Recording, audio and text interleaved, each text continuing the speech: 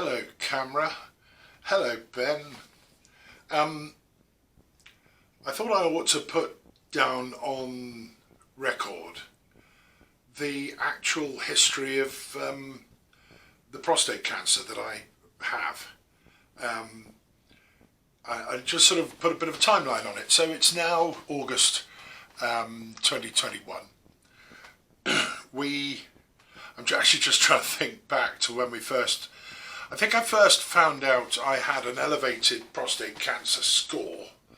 Sorry, that's called a PSA score. That's the prostate specific antigen, which is the blood counter. And it's arguably unreliable and so on and so forth, but it's all they've got at the minute. It's the blood counter that's indicative of showing there could be a problem with your prostate. In fact, I should rewind the tape and put it in perspective. First of all, my grandfather died with it, but not from it. And my father has had it operated on successfully 25 plus years ago. So when two generations on the male line have had it, one keeps a jolly good eye on the PSA score.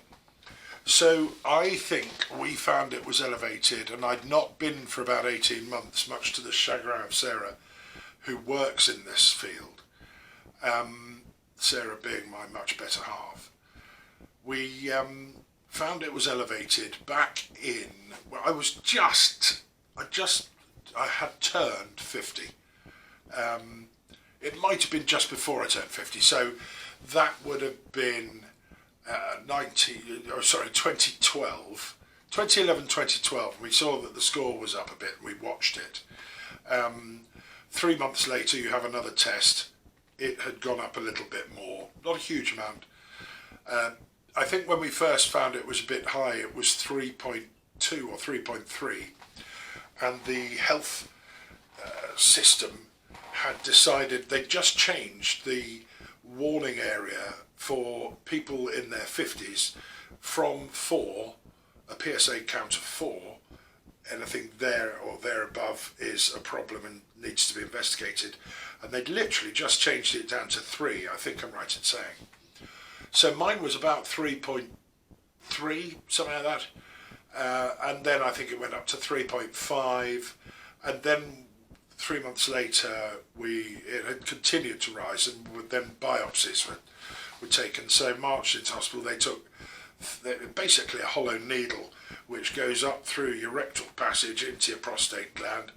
I think they took 32 cores of tissue, of which I think, I honestly can't remember the numbers, but I think half were showing tumours, and they are then scored with a thing called the Gleason score. Now, the Gleason score goes effectively from 0 to 10, but anything 5 or below is just not worth worrying about. It's very sleepy. I think the higher the number, it consists of 2 parts.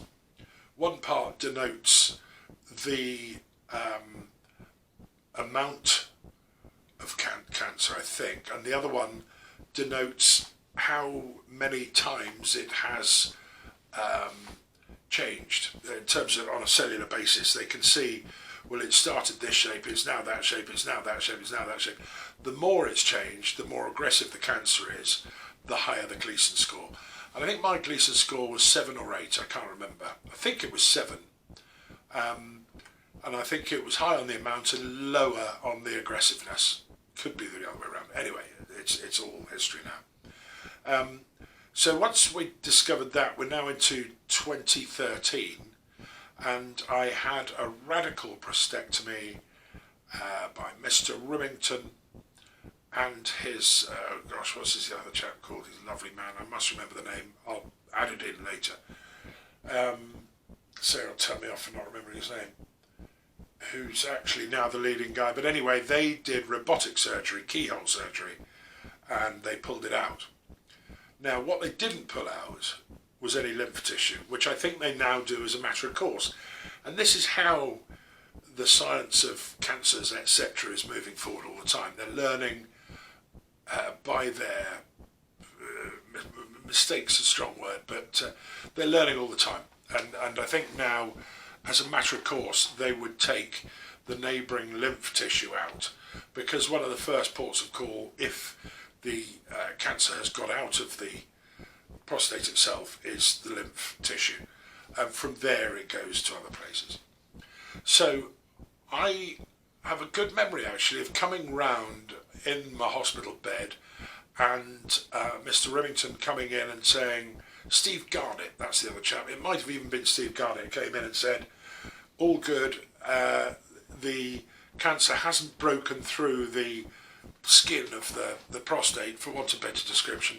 I think they call it encapsulated. It's still encapsulated, which is a very good sign, and that's what happened with Dad. They pulled it out. By the time you've gone for surgery, there's a lot of inconvenience going on from there on. You're then into the realms of various levels of incontinence. I've been very lucky. I worked very hard on my pelvic floor exercises and all the rest of it. Lucky stroke good surgery. I've minor incontinence. I wear a nappy to this day, but not a big strong one. And it's actually the worst thing for it is cycling. But anyway, that's another story altogether. It's good while I'm sitting down, but every time I get off the bike, there's a bit of seepage, darling. Anyway, I digress. So yes, October 2013, they pulled this bad boy out. They didn't take any lymph tissue. The surgeon was sure that it was encapsulated and that it wasn't metastatic.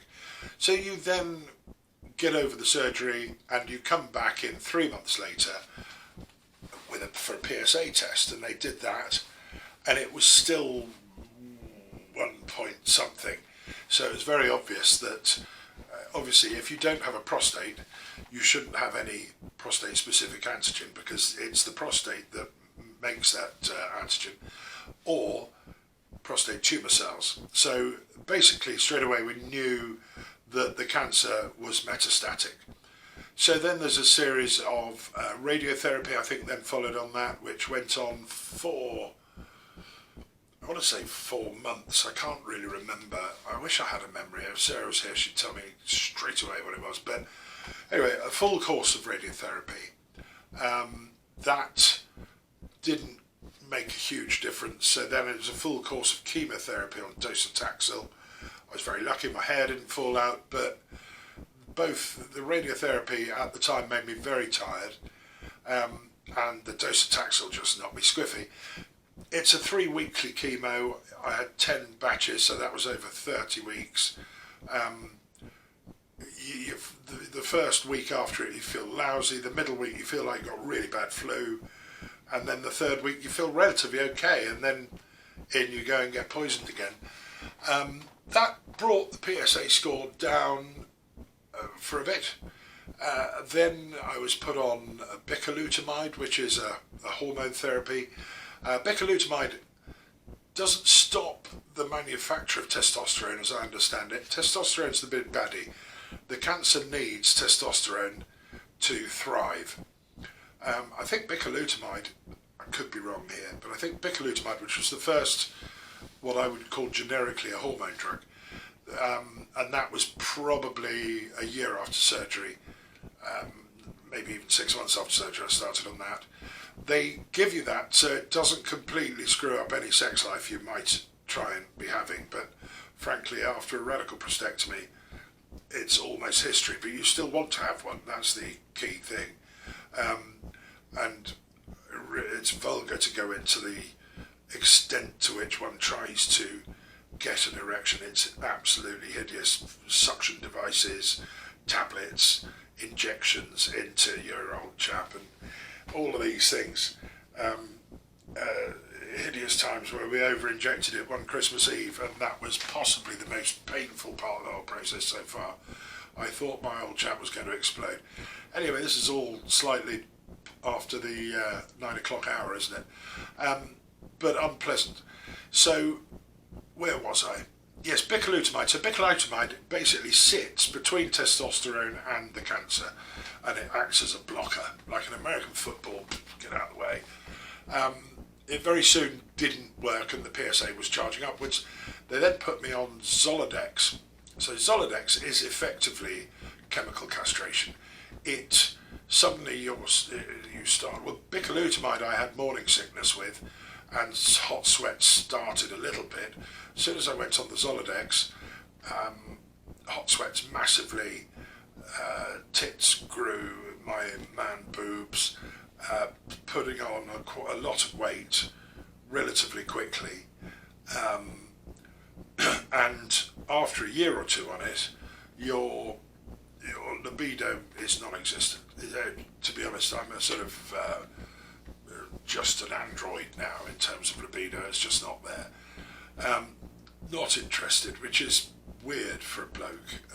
And of course, when you're out having a beer with the chaps, everything's about tits, bums and Ferraris. Well, I can't get into a Ferrari because I'm so fat because of the drugs and because I eat too much. And I'm not the least bit interested in tits or bums of either gender. But anyway, that's me whinging. I'll stop whinging. So Zoladex, that worked for a while. Then I went on to, gosh, there was another one, I can't remember the name of it. Then when Zoladex started failing, I think I went on to enzalutamide. Now enzalutamide, not good. So this would have been about 3 years ago, two or 3 years ago, 3 years ago. And the net effect of enzalutamide, one, it did actually work. It sort of brought the PSA down pretty smartish as well. But I was having huge suicidal depression. I mean, really, really bad. And I've never, touch wood, and I've been very lucky, I've never really suffered from depression, but by golly, this stuff pulled me through the black dog and the black clouds. I was eyeing up oak trees and wondering how strong rope had to be and all the rest of it. So that was a very low point of the process. So Zoladex is a blocker of testosterone and the manufacture thereof by your body. Your testicles shrink to nothing, your willy shrinks, everything goes wrong. As I understand it, enzalutamide, I'm sure there's another something in mind before as well, I can't remember. Enzalutamide anyway acts again as an androgen receptor inhibitor, so it's a blocker as well as, I think, possibly a testosterone stopper. You can tell I'm not very well up on the science of this. Anyway, I took myself off, or I didn't. My oncologist agreed that I should stop taking enzalutamide, and that would have been to the end of 2018. And yeah, so 3 years ago. We're now halfway through 2021. Actually, we're not. We're more than halfway through, but anyway. And or probably beginning of 2019. Doesn't really matter. That came off. I immediately felt better, but the scores on the doors started racing. And at one stage, I think they were doubling certainly every 4 weeks, if not, I think they began to double every 2 weeks. And so very quickly, a PSA score of 3 becomes 6, becomes 12, becomes 24, becomes 48, and so on and so forth. It doesn't take many months before it's up in the hundreds.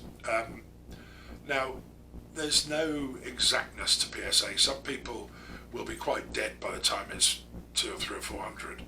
Other people will go up to 2 or 3,000, and they can still be brought back from the precipice. So it's a very inexact science. But anyway, I felt a lot better once I'd come off the enzalutamide. But then things started going wrong, and basically I had the odd scan every now and then, and I think tumours were up to 5, 10, 15 centimetres and numerous. So by now they're still only in my lymph system, which is great. The most popular place for prostate cancer tumours to work their way to is bone, but they can end up anywhere: liver, brain, lung. But anyway, mine was still in the lymph system, which is how they get around. And I think I had some up in my chest. I had one growing quite close to my aorta, which I think is still there. It shrunk to virtually nothing. I think it's coming back again now. So long and the short of it was, I sat down with James, my great friend and business partner, with whom I ran the pub, and we both agreed I think it was mid-July 2019 that I was no longer fit enough to continue. I did some project management for James on some of his garages and things, but 3 days a week and I was exhausted, so I was just getting really tired from stuff. So I wasn't very well, and it was getting steadily worse. So then, fast forward to the beginning of 2020, my oncologist got me put forward for a trial at the Royal Marsden in Sutton. I tried to get on 1 or 2 trials previously in the previous year, but unsuccessfully. You have to meet certain criteria, and obviously these criteria are different for each trial. This trial, I'm not sure what criteria were.